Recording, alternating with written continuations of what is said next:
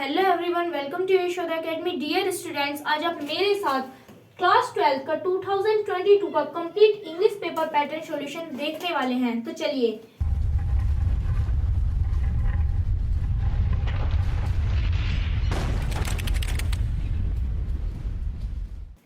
सबसे पहले अगर हम टाइमिंग की बात करें तो हमें पेपर सोल्व करने के लिए 3 आवर्स 15 मिनट मिलेंगे, जिसमें 15 मिनट होती है हमारे क्वेश्चन पेपर को रीड करने के लिए और 3 आवर्स हमारे क्वेश्चन पेपर सोल्व करने के लिए होते हैं।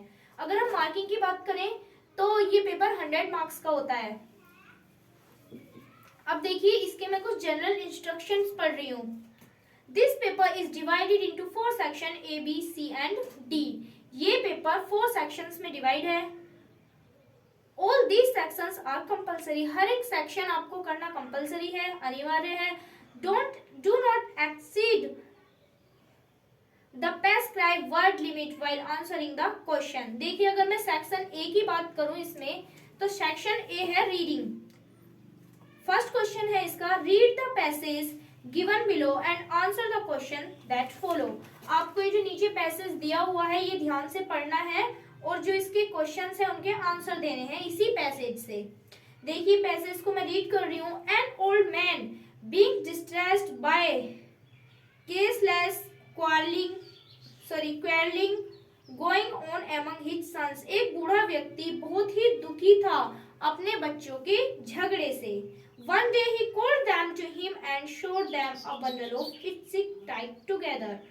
एक दिन उसने उन सभी को अपने साथ बुलाया एक लकड़ी के बंडल के साथ। And asked if any one of them was strong enough to break them. और उसने पूछा कि कौन तुम में से ज्यादा स्ट्रॉन्ग है जो इस बंडल को तोड़ सकता है। First one and them another tried. सभी ने एक एक करके कोशिश की, but although they were all robust and hefty young man, लेकिन कोई भी उस बंडल को नहीं तोड़ पाया। They all failed. सभी फेल हो गए। He then united the bundle। वो सभी बंडल जो था लकड़ियों का वो एक जगह इकट्ठा था। अब देखिए आगे क्या होता है। And told them he break each stick separately। अब उसने उस बूढ़े व्यक्ति ने सभी को उस बंडल में से एक एक स्टिक निकाल के दे दी। This they did easily and all the stick were soon broken into pieces। और उस स्टिक को बड़ी आसानी से सबने कई पीसों में डिवाइड कर दिया या तोड़ दिया। Thus he thought them that united they would be strong but disunited they would be always too weak। तो उन्होंने यानी ओल्ड मैन ने अपने लड़कों को समझाया कि यदि तुम लकड़ियों की तरह इकट्ठा होके रहोगे तो तुम्हें कोई नहीं तोड़ सकता, लेकिन अगर तुम अकेले अकेले रहोगे तो कोई भी तुम्हें तोड़ सकता है। यानी कि इस पोएम से या इस स्टोरी से हमें ये पता चलता है कि एकता में बल है। ठीक है, यूनिटी को प्रूव कर रही है ये। देखिए, अब इसका फर्स्ट क्वेश्चन है, Why was the old man sad? बूढ़ा व्यक्ति क्यों दुखी था? तो देखिए इधर फर्स्ट लाइन में ही है, हम ये यहां से लिखेंगे क्वेश्चन में से। The old man sad because as his sons quarreling going on among। ठीक है, यहां तक ठीक है। अब देखिए आगे, What lesson did he teach his sons? उन्होंने अपने बेटों को क्या पाठ पढ़ाया? तो उन्होंने अपने बेटों को एकता में बल का पाठ पढ़ाया। ठीक है, United they would be strong. ठीक है, आगे देखिए, एक्सप्लेन द इटैलिसाइज्ड पोर्शन। जो इटैलिक वर्ड होते हैं देखिए आपको पैसेज में ऐसे ही दिख जाएंगे, थोड़े वो अलग लिखे होते हैं, या तो अंडरलाइन वर्ड्स होंगे या फिर इटैलिक में लिखे होंगे। देखिए इधर पैसेज में देखिए फर्स्ट लाइन में एक तो डिस्ट्रेस्ड है, एक केसलेस है, क्वारलिंग है, ये 3 वर्ड है, इटैलिक वर्ड है। तो इन्हें ये एक्सप्लेन करने के लिए बोल रहा है। तो देखिए इटैलिक वर्ड की एक्सप्लेनेशन है, disturbed and harassed by the continuously violent contention. Clear हुआ सभी को? अब देखिए नेक्स्ट डी पार्ट है इसका, give a suitable title to the above passage. इस पैसेज का सूटेबल टाइटल, तो सूटेबल टाइटल क्या हो सकता है? तो यही है कि यूनाइटी इज द स्ट्रेंथ, एकता में बल है, यही इसका सूटेबल टाइटल है। तो आप चाहे तो ऐसे भी लिख सकते हैं, the suitable title of this passage is unity is the strength. Clear हुआ सभी को? अब देखिए ई पार्ट की अगर हम बात करें, find the word from the passage with means. Passage में से कुछ वर्ड लिए हुए हैं, इनका आपको मीनिंग लिखना है। कांस्टेंट एंड अनएंडिंग, तो इसका मीनिंग होता है केसलेस। वरीड, इसका है डिस्ट्रेस। और नेक्स्ट है लार्ज एंड हैवी, तो इसका हो जाएगा हैफ्टी। क्लियर हुआ सभी को? अब देखिए अगर सेक्शन बी की हम बात करें तो सेक्शन बी है हमारा राइटिंग, सेक्शन ए था रीडिंग और सेक्शन बी है राइटिंग। सेक्शन ए हमारा 12 मार्क्स का था, ठीक है, और सेक्शन बी हमारा 10 मार्क्स के 2 क्वेश्चन होंगे सेक्शन बी में जो राइटिंग है। तो इसका सेकंड क्वेश्चन है right A composition an article on any one of the given topics in 100 या 150 वर्ड्स। नंबर 1 है प्रॉब्लम ऑफ अनएम्प्लॉयमेंट। अनएम्प्लॉयमेंट की प्रॉब्लम क्या है? बेरोजगारी की समस्या। Afforestation clean and green India mission, ठीक है।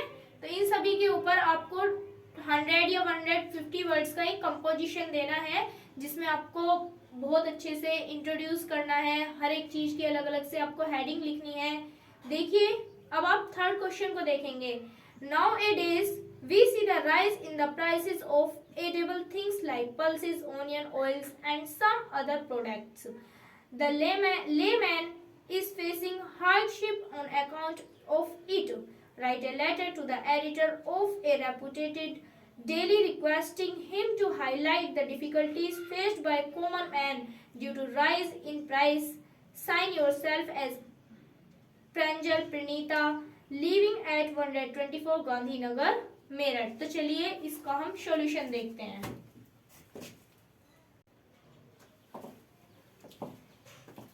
तो देखिए सबसे पहले आपको अपना एड्रेस लिखना है 124 गांधीनगर। आपको अपना एड्रेस नहीं लिखना है, जो पेपर में बाउंडिंग्स होगी उसके अकॉर्डिंग आपको करना है।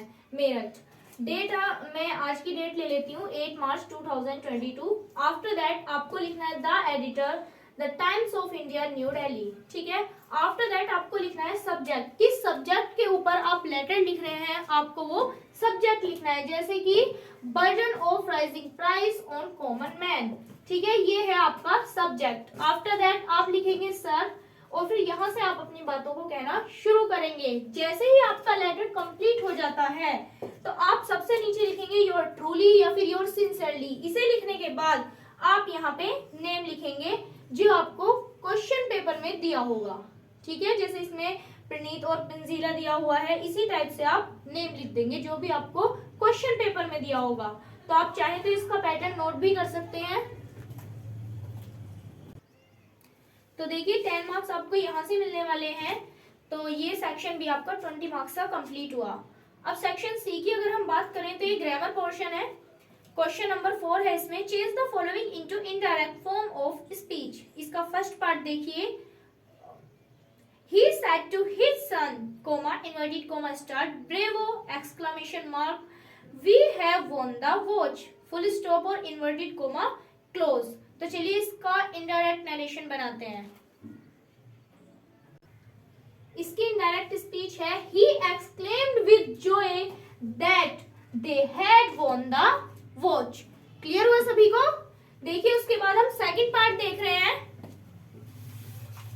सेकंड पार्ट है I went to Agra, there I saw the Taj Mahal, it was very beautiful। ये हमें कॉम्प्लेक्स सेंटेंस में चेंज करना है। तो देखिए इसका भी हम सॉल्यूशन देखेंगे। देखिए मैंने इसे कॉम्प्लेक्स सेंटेंस में कन्वर्ट कर दिया है। तो ये कुछ ऐसे बना है, I went to Agra, where I saw Taj Mahal, which was very beautiful. Clear हुआ सभी को? उसके बाद हम थर्ड वाला देखेंगे।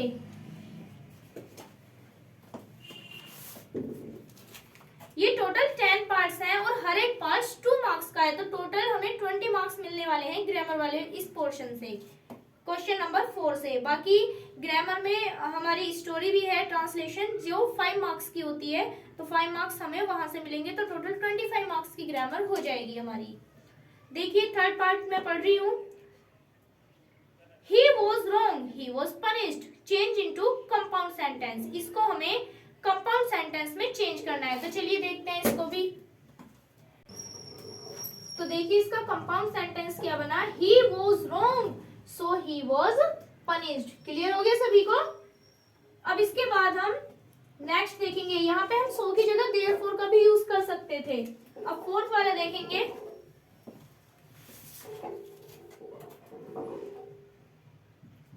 फोर्थ है did you see him yesterday, change into passive voice. इसे हमें पैसिव वॉइस में चेंज करना है, देखते हैं।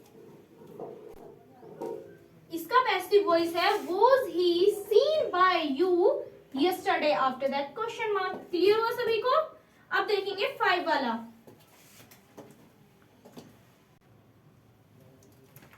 देखिए 5 है करेक्ट द सेंटेंस। आपको 2 सेंटेंस दिए हुए हैं, ये आपको करेक्ट करने हैं।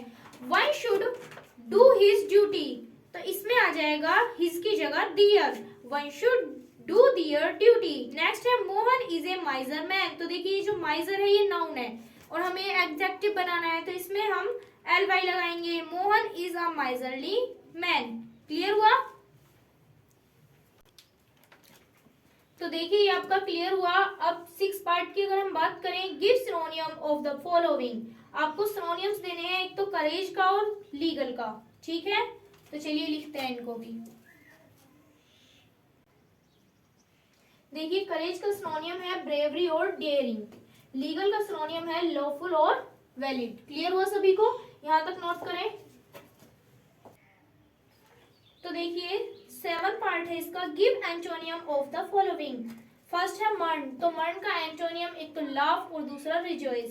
सेकंड है नेग्लिजेंट, इसका एंटोनियम केयरफुल और अटेंटिव।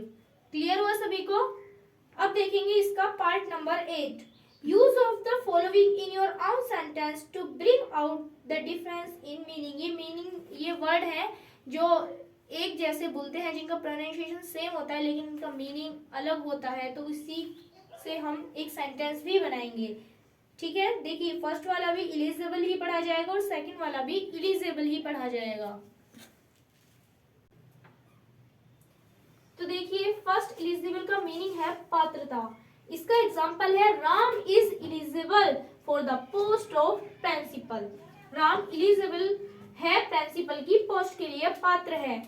सेकंड इलिजिबल है जो पढ़ा ना जा सके, तो इसका एग्जांपल लिया है हमने, your hand writing is eligible. Clear हुआ सभी को? इसके बाद हम इसका 9 पार्ट देखेंगे। देखिए 9 पार्ट है कि one word for the following expression to speak without previous through A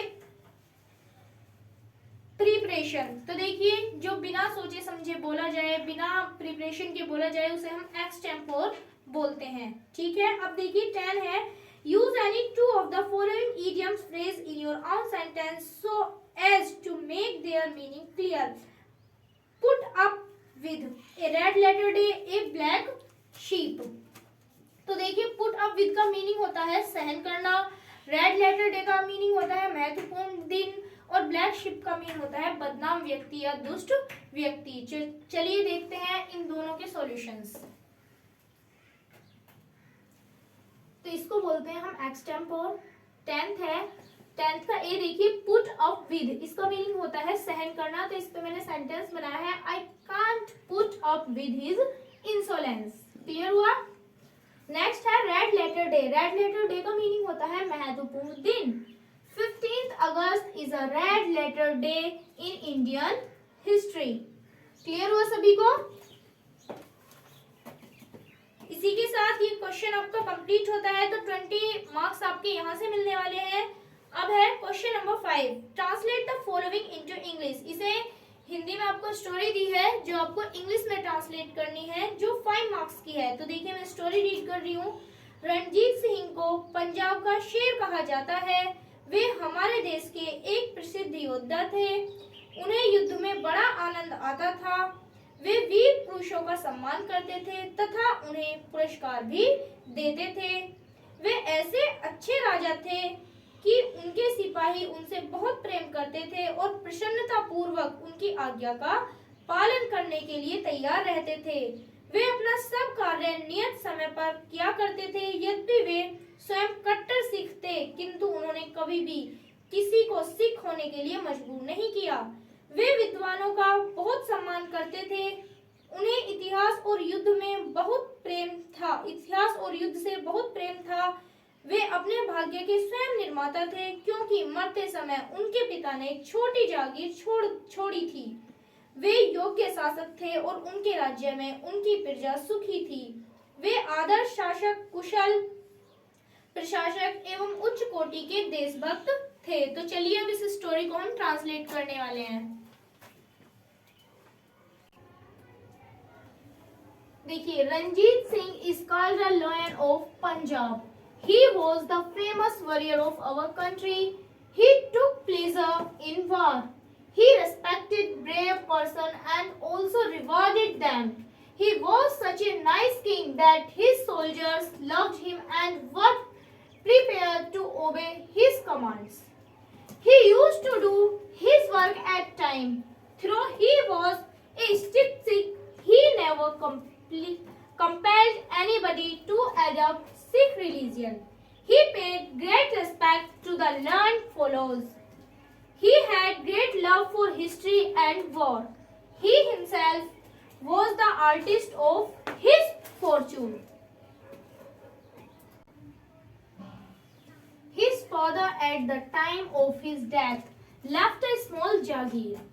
He was an able ruler and the people of the state were happy.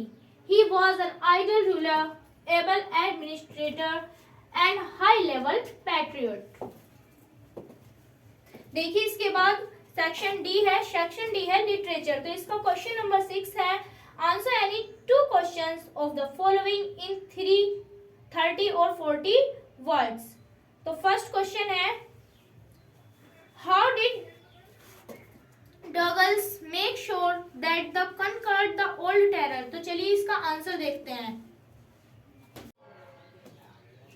तो देखिए इसका आंसर है, to ensure that he had conquered the old terror, Douglas went to Lake Wentworth, divide off and swam 2 miles across the lake. Next he went to the Conrad Creek and dived into the lake and swam across to other shore and back.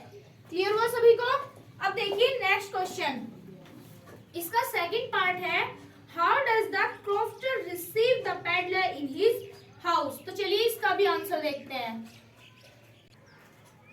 देखिए इसका answer, as the peddler comes to his cottage, the crofter puts the porridge pots on the fire and gives him supper. He gives him tobacco roll for his pipe. Finally, they play cards until bedtime. Clear हुआ सभी को? तो देखिए 4 marks के 2 question थे। 8 marks आपको यहाँ से मिलने वाले हैं और ये प्रोज वाले पोर्शन से आपके दिए गए थे। अब देखिए नेक्स्ट क्वेश्चन नंबर 7 है, answer any one of the following question in about 100 words.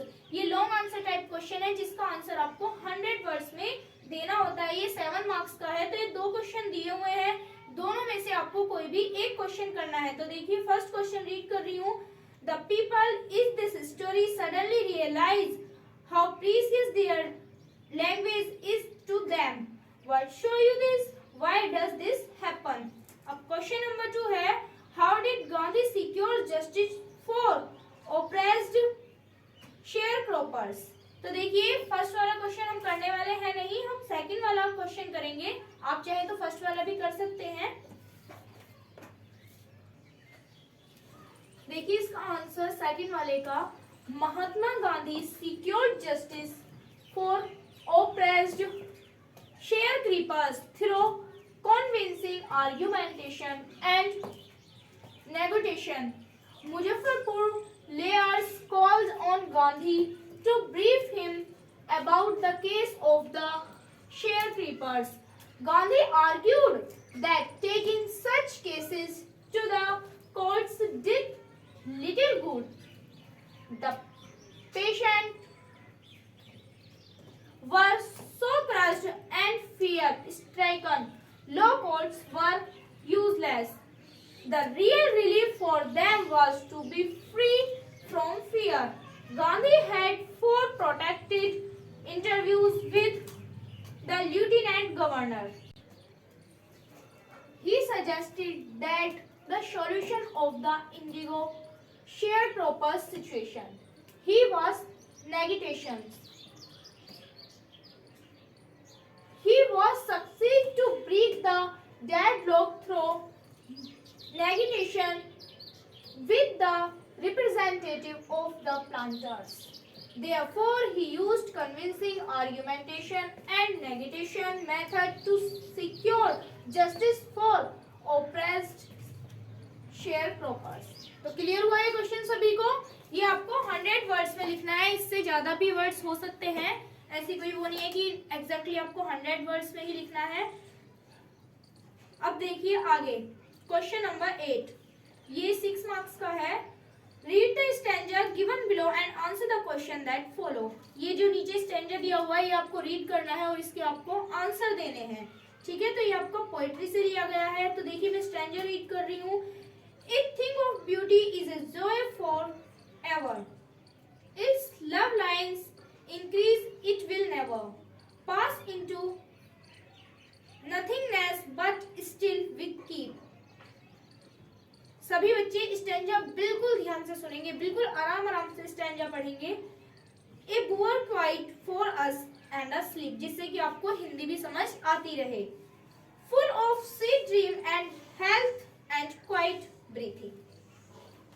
देखिए इसका क्वेश्चन नंबर फर्स्ट है, what is the poetic creed of Keats. तो देखिए राइटर का नेम आ गया, तो ये तो आपको पता चली गया कि ये जॉन कीट्स की पोएम है। How does he express it. Second है, why are beautiful things never forgotten. Third है, what blessing do the beautiful things offer us according to the poet. तो चलिए इन तीनों क्वेश्चंस के हम आंसर देखते हैं। देखिए इसका फर्स्ट क्वेश्चन क्लियर हुआ हमारा। The poetic creed of Keats is that beauty lives forever. On this memorable line Keats utter his poetical creed that beauty abides forever and is a shore of never ending inspiration and delight. Clear हुआ सभी को? अब देखिए second question का answer read कर रही हूँ मैं। Please rebel, association prevails over painful ones and beauty become more beautiful on looking back through constantly increasing association. So the beautiful things are never forgotten. Clear हुआ सभी को? अब देखिए इसके थर्ड क्वेश्चन का मैं आंसर रीड कर रही हूँ। The beautiful things offer us quite pleasant, shady place under trees, a sleep full of sweet dream, and a sound health when we breathe quietly.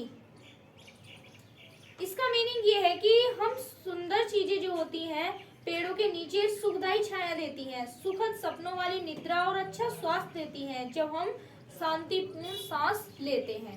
Clear हुआ सभी को? तो देखिए अब क्वेश्चन 9 की तरफ चलते हैं हम। Right the central idea of one of the poem given below. ये आपको 3 पोएम दी हुई है, इनमें से किसी एक पोएम को आपको सेंट्रल आइडिया करना है जो कि 4 मार्क्स का है।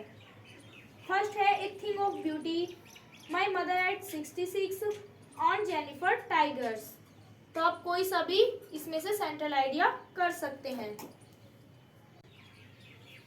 तो देखिए हम देखते हैं लास्ट वाले का central idea, on Jennifer tigress. In the poem on Jennifer tigress the poetess Adrien Rich expressed her sadness through her oppressed symbol Aunt Jennifer, who is treated badly by her husband. Aunt Jennifer had been meek and terrified in her married life, while the tigress secreted are bold, glutton, fearless, and have free spirit to walk here and there in the forest. The creation of tigress is quite different from her character. The poet might be suggesting through this difference that a woman should not be timid and weak, terrified and tamed as the tolerate the inhuman behavior of her husband. Clear हुआ सभी को? तो ये central idea आपको करना है अपने paper में। जरूरी नहीं है कि यही आएगा, यही करना है। जो भी आपके पेपर में आए आपको इस टाइप से सेंट्रल आइडिया करना है। ये सेंट्रल आइडिया आपका 4 मार्क्स का है। अब अगर हम बात करें नेक्स्ट क्वेश्चन की, तो नेक्स्ट क्वेश्चन है question number 10। Answer any 2 of the following question in about 30-40 words each. ये 3 क्वेश्चन दिए हुए हैं, इनमें से आपको किन्हीं 2 क्वेश्चंस के आंसर देने हैं। तो देखिए फर्स्ट वाला क्वेश्चन रीड कर रही हूँ मैं। What did Charlie discover when he went to a news boy. ठीक है, तो चलिए इसका आंसर देखते हैं। When Charlie went to a newsboy, he found he was selling the world dated June 11, 1894. The lead story of the paper said something about President Cleveland. Clear हुआ सभी को? अब देखिए हम नेक्स्ट क्वेश्चन पढ़ने वाले हैं। क्वेश्चन सेकंड है इसका, why did the writer feel on reaching Antarctica and why. तो चलिए इसका भी हम आंसर देखते हैं। On reaching the Antarctica the writer felt relief to see its expensive white landscape and continuous blue horizon. She also left great wonder at its immensity, its isolation, and mainly and how could ever have been a time when India and Antarctica were a part of the same landmass. Clear हुआ सभी का?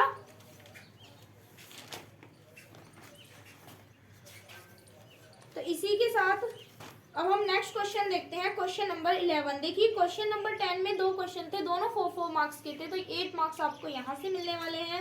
अब question 11 है, answer any one of the following question in about 100 words. आपको 100 words में question के answer देने हैं। देखिए फर्स्ट क्वेश्चन है, do you think that the third level was a medium of escape for Charlie boy. Second question है, throw light on the character of Japan's doctor name doctor Sadao Hoki, who is the protagonist of the story, The Enemy by Pales S. Wu। तो देखिए इसका answer देखते हैं हम second वाले का। Shardo Hoki was Japan's doctor and surgeon. He took his medical degree from America. In childhood, he played at the coastal area of Japan. His father was strict in providing education to his only son. Shardao was sincere at his learning of surgery and medical science. He was so genius that he became famous not only as a surgeon but as a scientist also. When Shardao Hoki and his learned wife Hannah saw a wonderful person at the coast, they brought him home, gave medical treatment, and cured him properly. He was a sailor from an American warship of U.S. Navy. He was a prisoner of war. Nevertheless, the doctor supplied food and water and sent the sailor safety in the boat of the safe place. Shardao was a man of conduct, and the conduct of Dr. Code raised him to the higher strata of human being. तो clear हुआ सभी को? इसी के साथ ये paper pattern हमारा complete हुआ और ये लास्ट क्वेश्चन आपका 7 मार्क्स का था। तो मिलते हैं आपसे नेक्स्ट वीडियो में ऐसे ही एक और पेपर पैटर्न के साथ। Thanks for watching.